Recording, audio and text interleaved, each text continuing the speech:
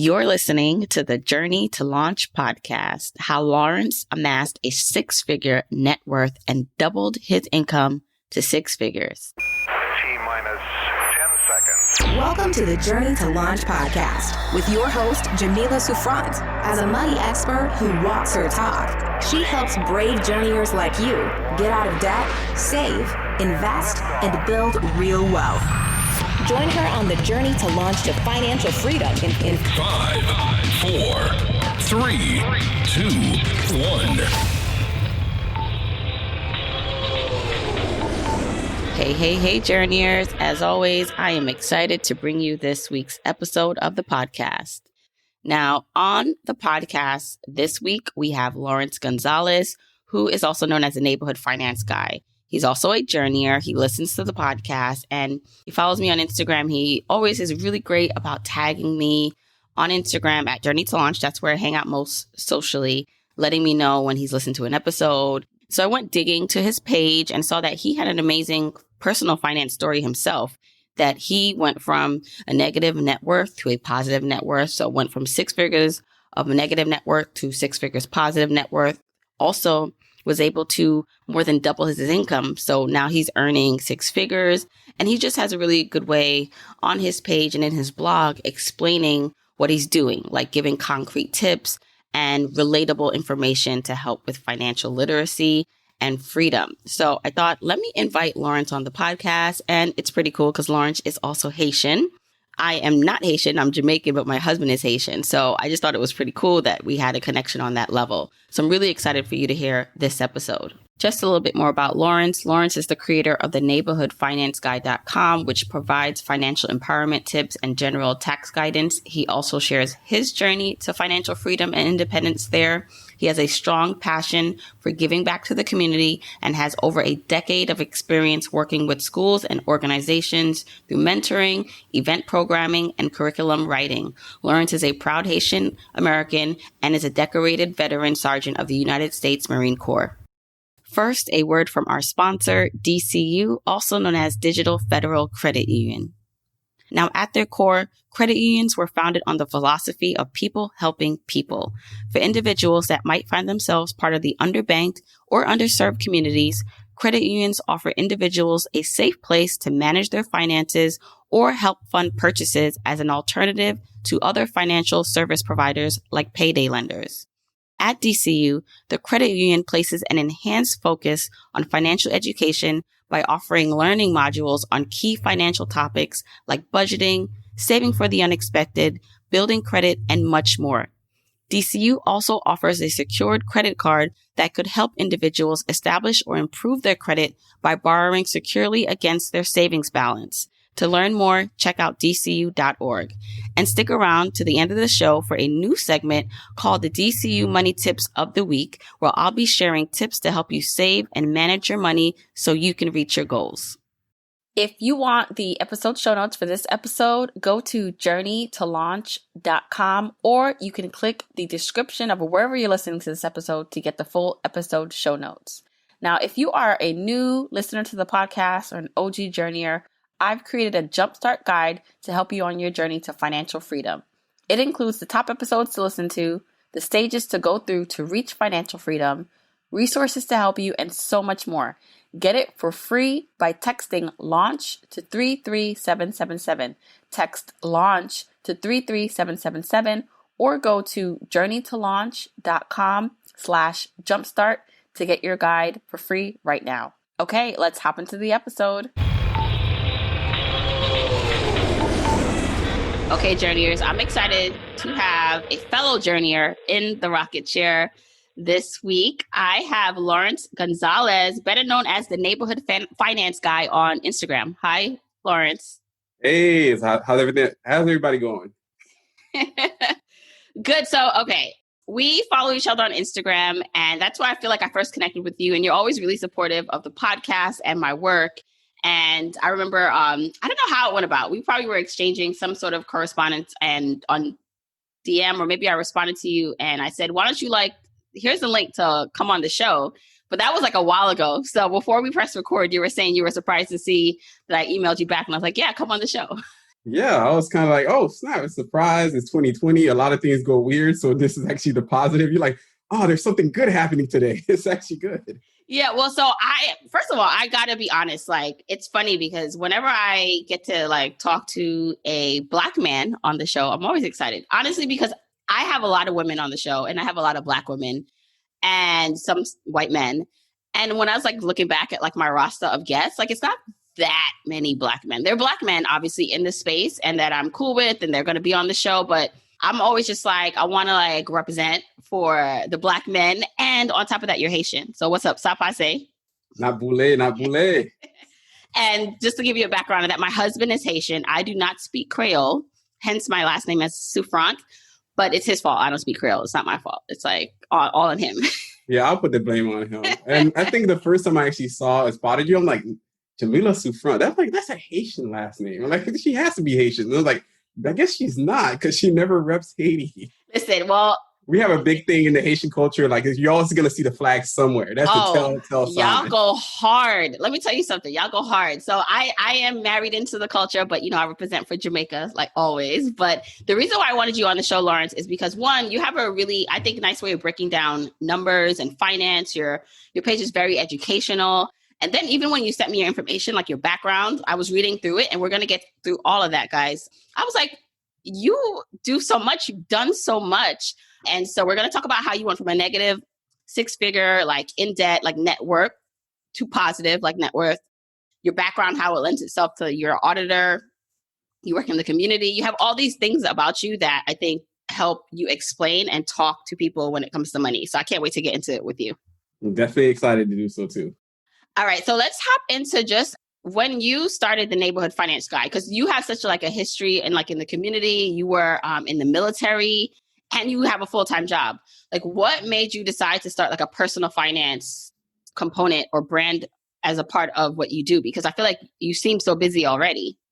Well, it all seems so busy, but I guess in the Marine Corps, we're always kind of busy, but we really have more time to actually do a lot more. I think we just naturally just do more than a lot of people. We just like to get engaged. We like to stay active. And this is something I like to do.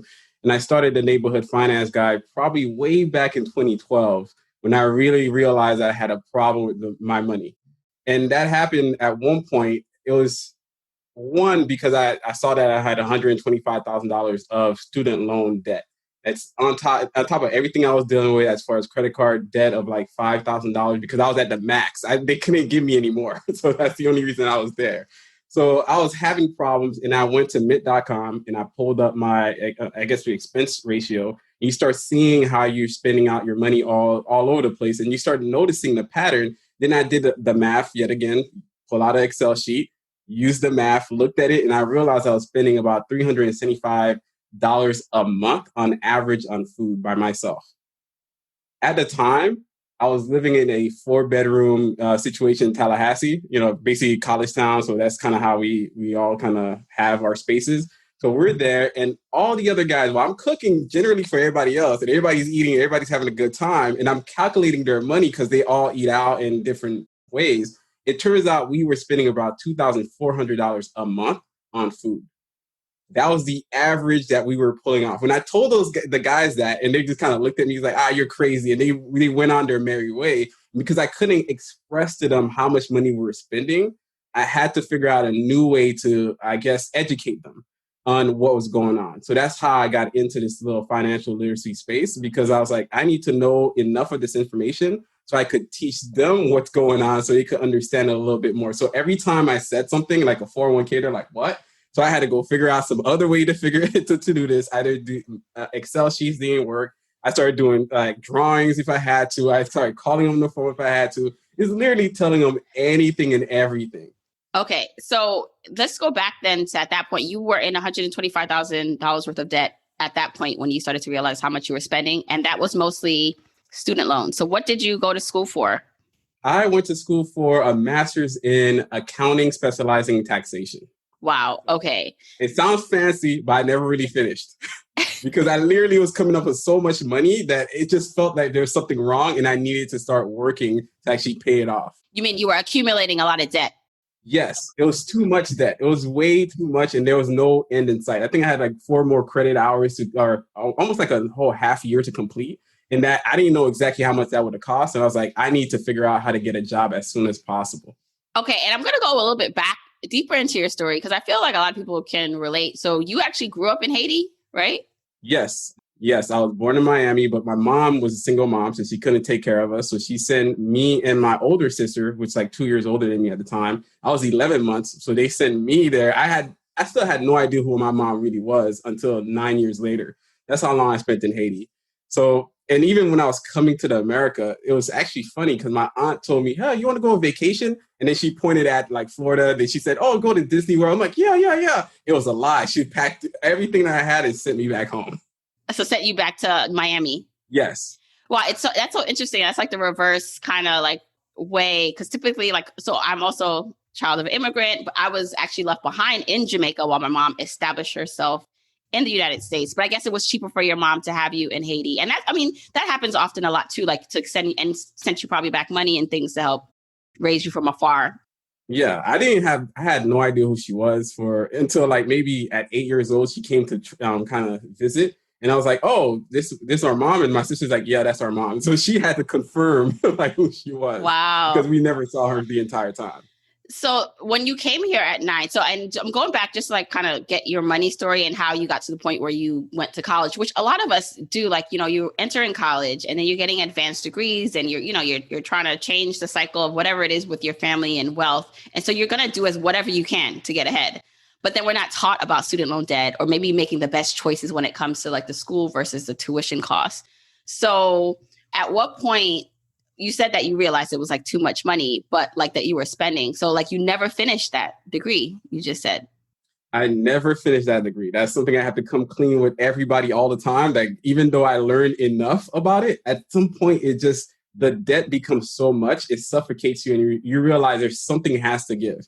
It's like, do I take on an additional 10 more, maybe another 20 more $1,000? Because graduate school credits are a lot more expensive. They're about $1,000 per hour. Right. Were you working at the time or going to grad school full time? I was just going to grad school full time at the time. So then on top of that, you had to like have loans for your living expenses. It's not like, yes. And no income. So, okay, what do you do? Because at this point, like 6 figures of student loan debt, you don't have your finished degree. What were you thinking at that time to get out of this? In pure genius moment, I decided to take out my 401k from my military time that I spent overseas. So I was like, "Oh, I have $5,000. I'll use that to get me a CPA degree." So by studying for the license, and I spent all of that money. So I took on that initial fee, which is when you withdraw from 401k, you're going to get that fee. And then eventually the year afterward, they hit me with another fee because that's when you see it in your taxes again. So you see it twice. So I took that money, I tried to study, but I was still so frazzled with everything. I was trying to live my life, trying to pay off bills, trying to really just focus. Couldn't do it. And I had to go get a job. And the first job, or the only job I was able to get, was paying $23,000 before taxes. Wow. And what job was that? That was at the Florida Department of Agricultural, basically as an admin secretary job. It was glorified admin secretary, but I was there and it was the only job and I was grateful for it. It was one of those days, especially in Florida, if you know about it, like we sometimes have like roll down windows and no AC while it's raining. So even that day it was happening. Everything that was happening at one time, right? So I just took the job and I thought it was the best job I could ever, achieve at the time, and started working from there. So what year was this? This was back in 2012. Shortly after, in the fall, I got that job making 23. I worked there for 6 months. I started tweaking my resume at the same time, learning the language of a resume. So how do you express this in just one page? And almost to a point of mastery, I sent it to somebody else and I got a job, another job, an elevated job, paying $32,000 a year. Okay. And shortly after that, 6 months later, I did the same thing. As I was kind of doing my documents, working my paperwork, and I did my resume again, one of the ladies says, "Hey, you should apply for the higher level position." I was like, "All right, cool." I applied for it. I got rejected because I was there for such a short amount of time. So I went back to my desk and applied for a job working for the government. And lo and behold, I got a job making $64,000 6 months later. From the $32,000 job. Yes. Okay. So that's like double of what you were making before. And I want to like just point out things for people because I always like to like have people think, okay, how does this apply to me? So you were able to take whatever skill sets you were bringing on or having and using at your current situation, your job, put that in a resume form. So you had to understand how to like write your resume in the proper way. And you probably had to tailor it to the places you were sending it to. So, you knew exactly what they were looking for. But I think that's incredible that you doubled your income. Yeah. And I think during that process too, I learned, and it's not just I was doing my own resume. I started learning these techniques and I started saying, guys, do you know our techniques suck? Like our resumes suck? We need to actually fix them. Because nobody was actually reading their resumes. There's a lot of grammatical errors in there. There's a lot of just bad information. Let's say if you were a majorette in high school, I'm like, why is this here? It's like, because I did it. I worked at McDonald's when I was in high school. That was in there. I had to take that out. I had to literally learn what's important on the resume, even if it goes from a 3-page to just a 1-page. If a 1-page is more effective, that's what you need. Right. So I started helping everybody that I can with their own resumes as well. So they'll just send me their resumes. I'll review it. And that helped me process, almost language better. Like, what can I do better about my resume? What can I do better on an interview? How can I actually help other people as well? So as you help other people, sometimes it also helps you. Oh, yes. I love that. So what was this job that you started making $64,000 in? This job, 64, the current job that I have right now as an auditor. Okay. So I stayed up there and now they promoted me to $109,000. Okay. So 6-figure income at this point, starting from in 2012, a $23,000 income. Yes. So it's definitely not the end for everybody. It's not the end.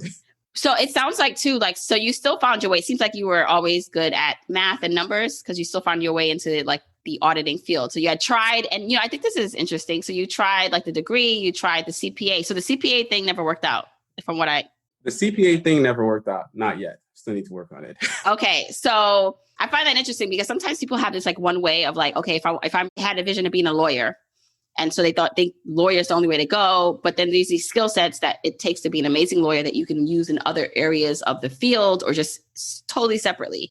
And so some people would have like given up and they're just like, well, I have an interest in math, but like I can't complete these things that I'm starting. But you still found a way to use what you love and this passion you have for numbers into your job that you have now. I would love to talk through that a little bit. Yeah, part of it is really trying to figure out what works best for you. So for me, testing might not be the thing, but I'm very creative and I'm very much like, if anything happens, as far as like critical things are happening around me, I'm very relaxed. So I could actually come up with solutions very quick. It's not as malleable on a test, but as far as in, word conversation with different people or what I need to do at work or how I need to think about something creatively, that's what I do. So I do understand anybody that feels that, hey, this didn't work out, that didn't work out. And it's true. Maybe it's just not your style. But even at my job currently, my HR makes more than me. My HR secretary makes more than me. That's because you don't have to be the auditor at the job. You don't have to be the accountant. You don't have to be the lawyer. You just have to, basically seek a better life for yourself that actually works. Sometimes your skills and what you have innately might be different from what you perceive your life should be. Right. Because I think too, like the construct of where we live, it is, especially kids. And I have kids in school. It's all about, like write neat, get the test, sit straight, get the 100 on the test. And not everyone learns and displays their gifts in that way. And when you're conditioned in this manner and you're not succeeding in the ways that society wants you to succeed, then I think it can lend you to discount what it is that you're actually good at. So it takes like the understanding of really, okay, like what are my strengths and how can I still use that to earn me more money and live my life? Yeah, that's exactly right. Because for me, it's about being a strategist. I think that's really my passion. That's what I do. I understand something schematic wise, and I could bring it into something I can actually use. And what really sparked me a little bit was my grandmother, because thinking about her and it's like, okay, I can't make $23,000 work. I was like, Lawrence, you have seen somebody that done that. Your grandmother never made more than $23,000 and she had 6 kids. She lived a great life. And so how did she do it? How did she pull it off? I started thinking about what was my grandmother doing? What was her daily routine like? They did meal prep all the time. We didn't call it meal prep back then. It wasn't a fancy term. It was just the way that they were doing it. It's how they live. they lived below their means because they didn't have a lot. So they were very economical about how they do things. They even bartered a lot. They bartered services. They always did side hustling. All these new terms, right? These new like ways of life that were there. My grandmother did all of those things. A lot of Caribbean parents did all those things all the time. Yeah, it's so crazy. It's just like sometimes with like personal finance, especially the financial independence movement, like you're coming up with all these hacks. And it's like, listen, this is what our family has been doing this, like out of necessity, not because of choice. And I think it puts us in such a unique opportunity and perspective. Like I know like living in today's world with today's, all the niceties we can have. And then just like, especially if you live in a high cost of area of living, like the standards are a little bit different. And I find like there's two things happening. There's that, well, my mom grew up at some point, she didn't have running water, like where she, how she grew up, and she grew up very poor. And so for a lot of people, you experience that where your parents or your grandparents experience that. So then to come and to a place where you're saying, I'm choosing to actually live really below my means. They're like, we didn't work this hard for you to like not look like you don't have anything. Like, you buy the house, like drive the nice car, some, right? Like they don't want to see you struggle. Because they equate kind of like what they came from as something that you shouldn't have to do. And then I feel like it's the people who are like doing this and they don't have a choice. So how can we use that to our advantage? I think part of it is trying to find out what you really love to do. I don't know if it was one of the podcasts that you're actually speaking on, because I typically run while listening to these podcasts. So I can't write any notes.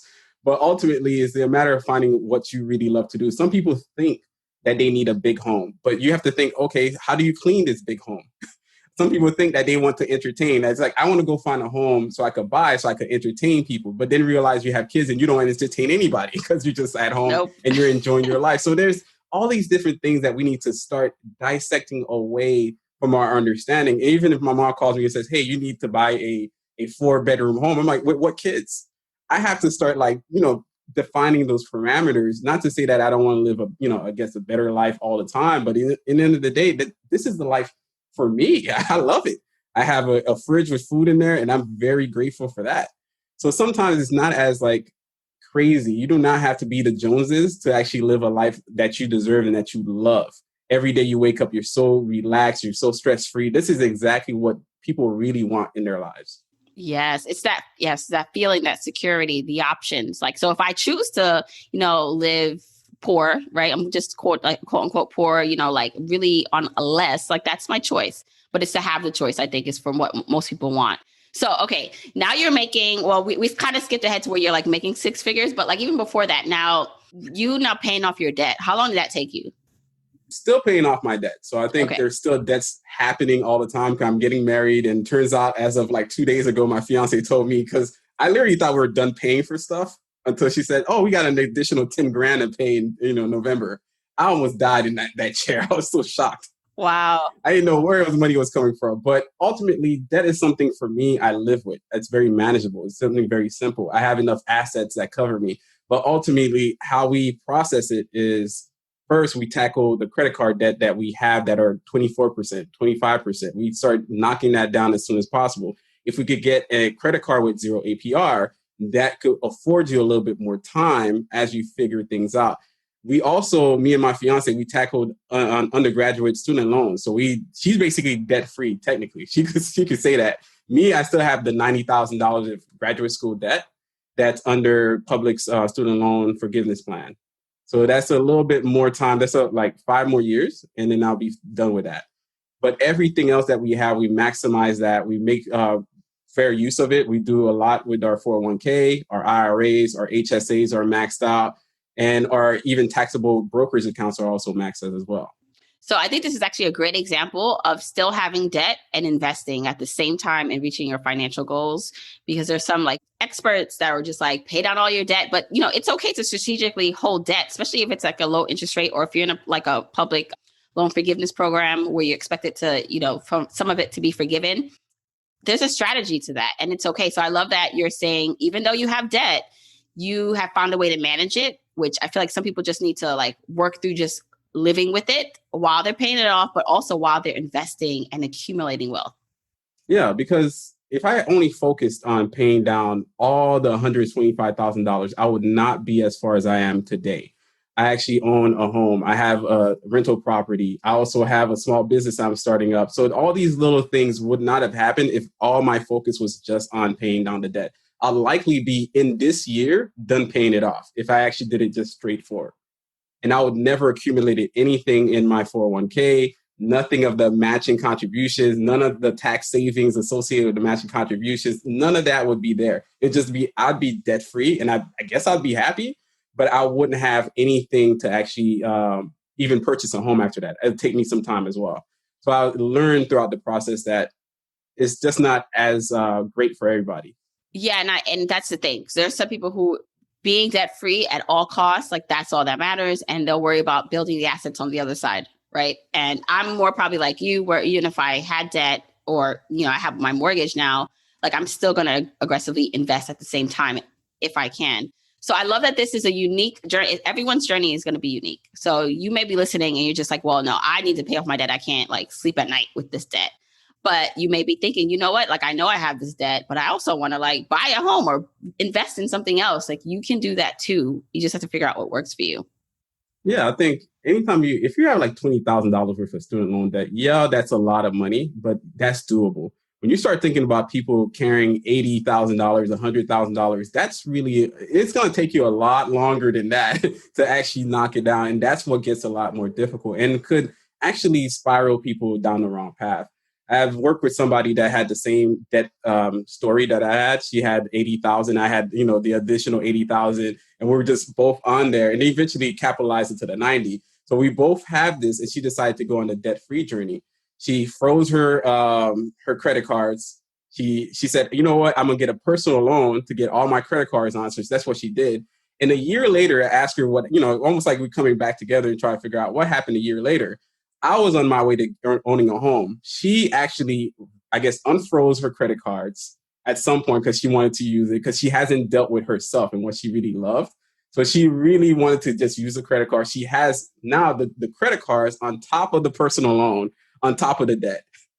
So for some people, as much as we see online, the photos, the debt-free journeys, the screams, and all what the glitz and glam is, there's a lot of people that do almost fall back and have to start all over again.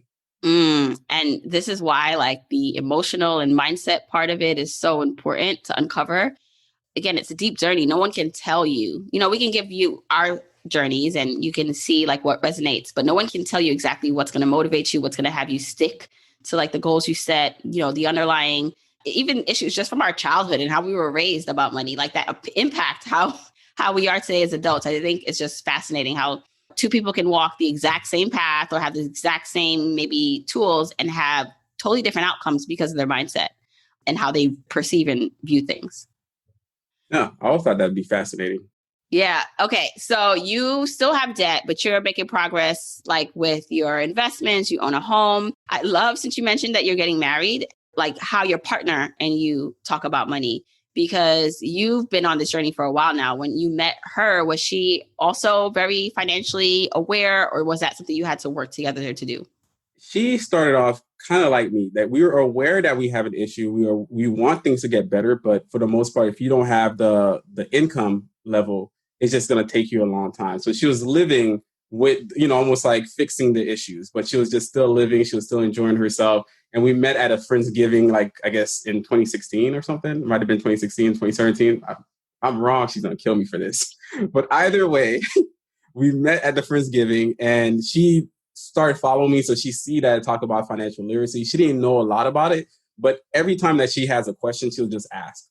And that to me was always kind of like, I guess that was the tell sign that she was the right one, because she was the person that just like, she wanted to ask. She wasn't afraid. It wasn't something that she had to hide behind, because she had her debt. I think she had 40,000 by the time we met. And this year we tackled it down all the way to nothing. So it was just us talking it through and understanding what matters, because all the interest that you're accumulating on the credit cards or even the student loans, we could tackle that together very easy. Yeah.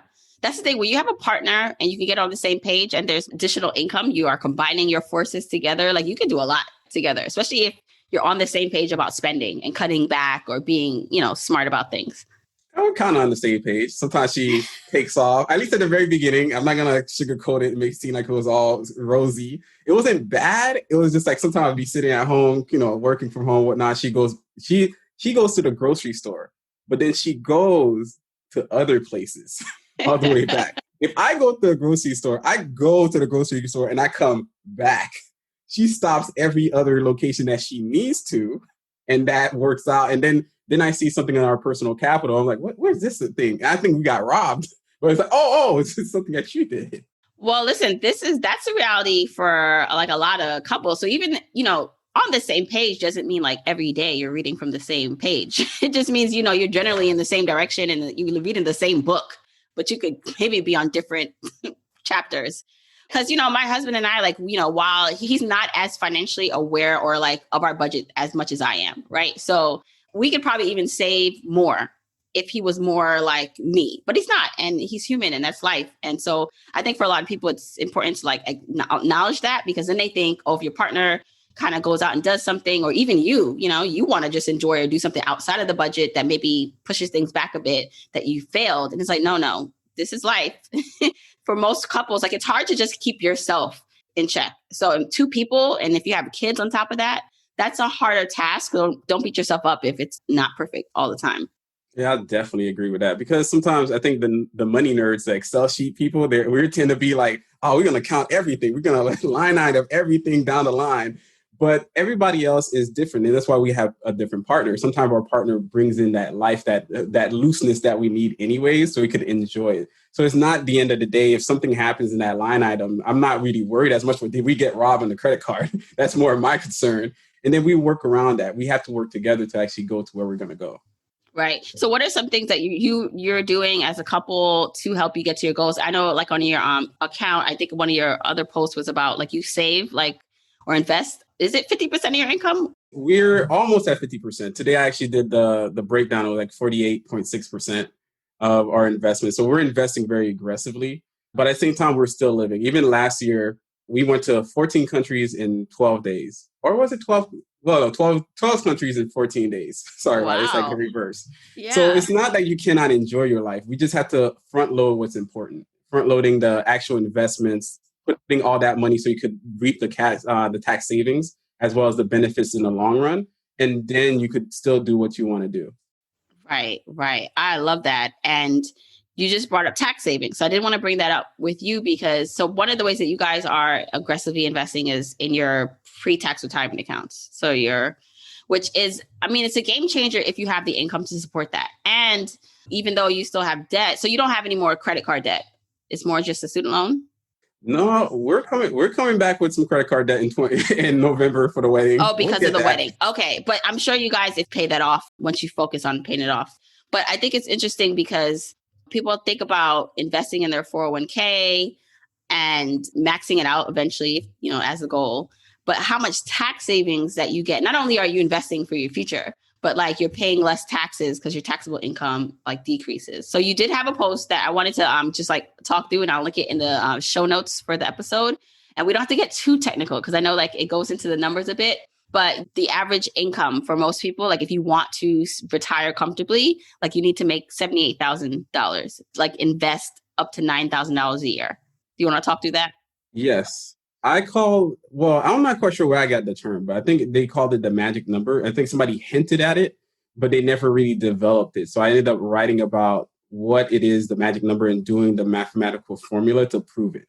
So in I guess when I grew up in Haiti, that was the point of math. Like you have to prove, why the solution is the solution. You can't just say that 1 + 1 is 1. You have to say why is 1 + 1 is 1. So I had to understand that, and I broke it apart. And the U.S. Census Bureau, I believe, they do an annual survey that they release almost like every other year. So if it's 2019, you'll see the 2017 numbers. And from those numbers, we could see that majority of the average family itself, average retirees, they spend about $50,000 per year. Because they spent about $50,000 per year, you could use the math to work your way back to figure out how much would you need in order to survive, let's say, 25 years. They say that's the outcome. If you and your husband, your spouse, or however you want to go about it, If you want to survive for additional 20 years and not be a financial detriment to your family, and you just want to kind of give back and actually provide, if you want to do that, then you'd have to be around $50,000 a year as price inflates themselves. So because of it, that number ends up being about, if you saved it, if you did the math, the $50,000 times 25 is $1.2 million. That's what you would need for retirement. It sounds like a lot, but you wouldn't have to do all this heavy lifting. That's the big thing. When you take the numbers back to what it is, you really just need $875,000 because the rest of that would come from Social Security. The average Social Security, I believe, is $15,000 a year. So you could work that math back and you only really need $875,000. That means an aggressive savings of about $580 per month for 30 years. Okay, let's pause there because I know like we're getting into the numbers and people are like, okay, I get that. Maybe I got that, maybe not. But I just want to just recap what you said. So essentially, if you're thinking about averages right now, the average person, based on this study, spends $50,000 a year in retirement. Now, if you did the math, the quick calculation, and this is how you can calculate how much you need to reach financial independence, where your portfolio, your investments have enough money to support you, you'd multiply your annual expenses by 25. So multiplying 50,000 by 25 gives you 1.25 million. That's how much you would need to then be able to support yourself ongoing. But what Lawrence is saying is that Social Security, if it's around, hopefully it is, typically is $15,000 a year. So that reduces how much you need annually to live and survive, which is a good thing if you get Social Security, which then decreases how much you need to save. So I'm doing this exercise with everyone just to think through, like, because we talk about reaching financial independence and it sounds good, but like, what about the numbers? Like, how does one actually do that? And so what Lawrence is saying is if you can like get that down to only needing $875,000 because you'll also can depend on either Social Security or maybe a pension, then you need to save like around 500. What was the number a month? $588 per month for 30 years. So 588, that's how much you need to invest over time to get to this number of being okay. Now, I know some people are just like, well, I'm not anywhere close to maybe being able to invest $580 a month. But I think even investing half of that or a quarter of that still gets you further along than not doing it. And to understand the numbers and how compounding interest works, even if you have a shorter time frame, so maybe you don't have like as long as 30 years, you have 20, still puts you in a better position. That's basically it. That's the ideal is like once we hear a lot of financial experts, they just drop the word like $1 million. Let's say if you're making $35,000 a year, it sounds astronomical, but I wanted to break it down into such a way that we find out exactly what do we need to start off with? Where do you need to just figure out, okay, can I invest? Can I start? And you're going to start noticing that your money compounds. So it's not you doing all this heavy lifting to get to the $1 million mark or the $875,000 mark. This is something that compounds and your interest itself would actually pay you even more. So if you actually took this to the extreme and really focused it down to maybe even $800 a month, that would actually net you in 30 years, $1.3 million. But that 1.3, 1 million of it would have been accumulated through interest alone. Yeah. Yeah. That's reassuring to me. It's not to say that this is the perfect thing. It's the reassurance that you could get into this situation, you get into this market, start actually investing in yourself, and then it can actually work out for you. So it doesn't have to be this zero-sum game where nothing ever works. It can work. You just have to invest in yourself. Right. And if you have to start out small because you're in the process of paying off debt, fine, but just start because the time is going to pass anyway. Like that's the thing. Like, in my early 20s when I didn't really care about investing in my 401k, like if I would have did that now, like I would have had that money now. Would have had more money. So, God willing, we'll be here in 20 years and you're going to wish that you would have started. So when it comes to just like where you are now, how do you view your future goals? So I know, you're getting married, which is an exciting time. You are looking ahead to your future. How do you foresee like your money journey? Is financial independence something that you're going towards? Are you more like, I like my job. I have no intentions of ever quitting. I'm good with where I am. Like, how do you see things? Okay. In two terms, I would say one, in 5 years, we're going to reach $1 million status. That's the first thing. $1 million net worth. Invested. So in your portfolios together. All totality will be $1 million plus. That's where we want to be. The whole point is to show other people that it's very much possible if you put some effort in it. I'm not going to say it's the easiest thing. It's not impossible. It's improbable, but not impossible. So there's still a chance. There's still a little bit of an odd in there that you can actually pull this off. And it doesn't have to take that long. So we're trying to pull it off in 5 years. And after that, in 15 years, we're going to retire. And in the retirement itself, obviously, I guess they would call it financial fire, part of the fire movement. But me, I'll actually just try to do a little bit more for the community, try to even open up small business spaces so I could get small businesses to come in and also provide even more services to the community. Because the more I feel that I can help other people, the better the community is going to be anyways. And the more, it's almost like the more happiness around me, so no matter what, it fulfills my own purpose. And all this at the same time that I know that my money is going to keep growing as it's invested at wherever it is. So part of what I'm doing now, or part of what me and my fiance are doing, is really shoring up that boat, figuring out what we need to do. And for her, she's actually going to start doing a little bit more discussions about type 1 diabetes, because she has type 1 diabetes. So there's a lot of different people that don't talk about it. So that's what she wants to do, just trying to share a little bit more. So gives a little bit more advice for people facing that. Because I think she was diagnosed when she was like a teenager, when she was 16. So it's hard enough to be a teenager, but it's harder even more than thinking about, hey, your mortality all day, every day. Right.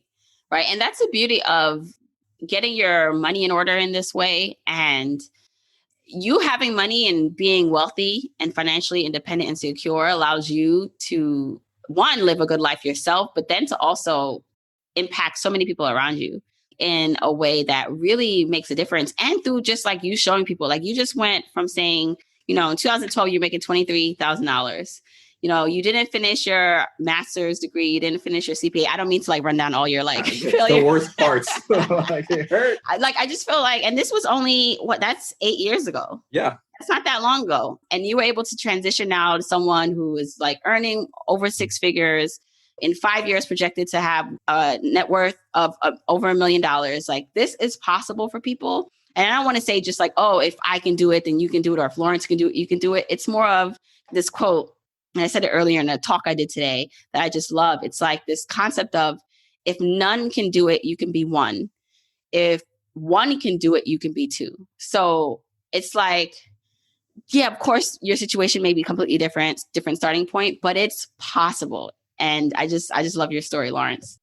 Yeah, that's the whole point about it. For me is throughout the process, what I found more rewarding throughout the journey, exactly what it is the first part. I learned about resumes and how much we need to develop our resumes, especially in the Black and Brown community. We have a lot of talented people, a lot of very smart and coherent people. But when you look at the resume, you're like, the resume got problems and we need to tackle that. So the next thing I started to see, we need to actually do a little bit better with our savings. Let's do a money challenge. Let's do that. We need to do better with our 401ks. We don't talk about it enough. So let's talk about it. Let's share stuff on Instagram. Let's share whatever we see. Why not? Just share the podcast. Let's share listening opportunities. On top of that, you just we always evolve to the next thing. So you think about taxes. What does that tax do? I help other people with their taxes. So we continually do this. And I even helped one of my buddies get his first home. So that was also like the money came to me, but I was also able to help directly with my own funds to help my other friend, who I ended up being best man at his wedding. I ended up, helping him buy his first home. And now he also has a second, or I think he's on his third rental property.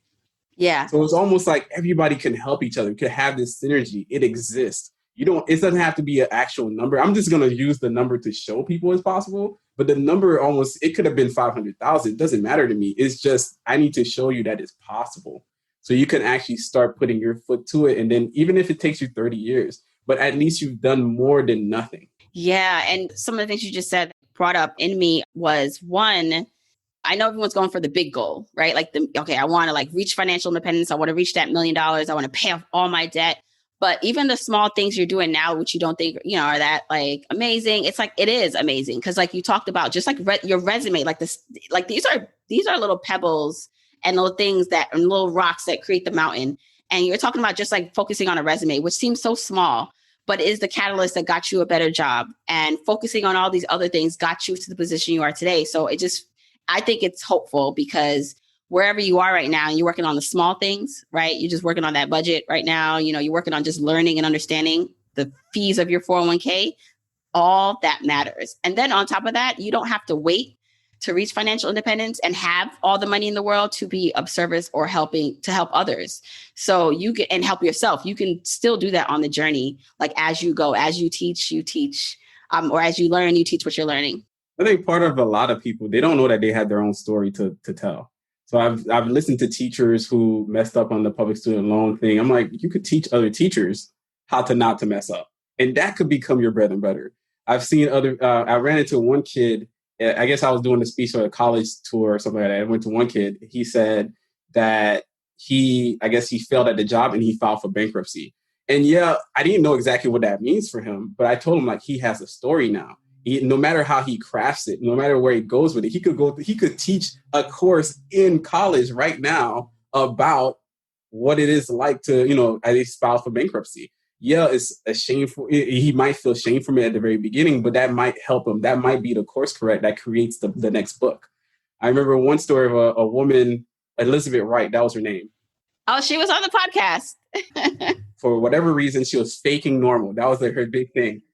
She was faking normal. I was like, oh, I think, she might have been on a podcast. That's she was. I found her. I found her online. I found her online. I found her story, and that was her thing. She was faking normal, and then one day she woke up. She wrote, almost in the shame. She just wrote like almost, to PBS or something like that. Yeah. And from that point on, her story became something else. Like she ended up being an author of that story, going around the country, giving tours. All of these little things matter. So instead of hiding yourself, hiding the failures, hiding the things that are not so good, or even hiding the journey that you're on, share it. You never know. That might be the thing that helps you get out your journey faster. Absolutely. And that was episode 59 with Elizabeth White. She was on the podcast and she talked about her story of like not waking up to her finances and fixing things until she was 55 years old. This was amazing, Lawrence. I want everyone to know where they can like follow up with you and find you. So please share. You could find me on IG primarily at The Neighborhood Finance Guy, and also online at theneighborhoodfinanceguy.com. I basically try to share as much information as possible. If somebody has a question in the comments or even a concept, I literally take that concept, go to Canva, create a whole new thing so I could actually teach not just yourself, but everybody else about things that we're all individually learning from. So that's what I love to do. That's what I'm about. And if anything, if you learn nothing from here, stay tuned and watch Journey to Launch. It actually helped me a lot. Helps me in the run. I hate running. Same here. I don't know. Like, why do we run then? I don't understand why I go out and run if I hate it so much. It's an efficient way of getting workout. It is. That's what they say. I wish I was one of those people that, I guess do the mental thing where they zone out. I can't zone out. Literally, yeah. When I'm running, I'm just like, wait, why am I here? But then afterwards, I'm like, okay, this was good. This was great. So, all right. If you love this, if something stood out for you, tag myself, Journey to Launch, and a Neighborhood Guy on Instagram in your stories or in your posts so we can see it and see what you liked about the episode. Thank you so much, Lawrence, again, for coming on the show. Thank you for having me, and thank you for doing what you're doing for the community. Okay, I hope you enjoyed that conversation with Lawrence. I always like talking to people who are in the journey. So talking to someone who's within the journey, but also very transparent, right, with their numbers and what they're doing, I think just hopefully will encourage you, no matter your starting point, that things are possible. And I hope from this episode, if you did gain anything, let me know. So tag Journey to Launch at Journey to Launch and at Neighborhood Finance Guy on Instagram. So share it on Instagram, maybe your biggest takeaway or aha moment, so we both can see it and respond and promote basically what you learned so others can know to check out the podcast. Okay, it's time for DCU's tip of the week. Now, holiday shopping is upon us. The holidays are right around the corner. So if you in past years have been scrambling last minute for gifts or overspending, consider shopping now.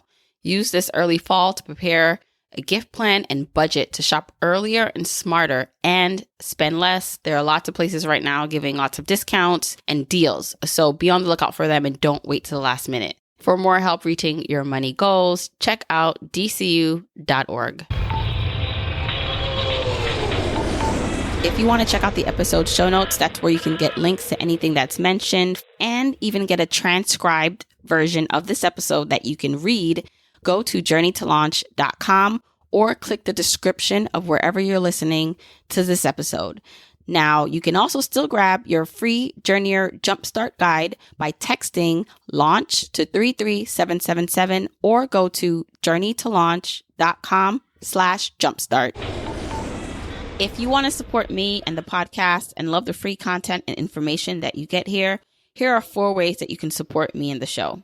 1, make sure you're subscribed to the podcast wherever you listen, whether that's Apple Podcasts, that purple app on your phone, your Android device, YouTube, Spotify, wherever it is that you happen to listen, just subscribe so you are not missing an episode. And if you're happening to listen to this in Apple Podcasts, rate, review, and subscribe there. I appreciate and read every single review.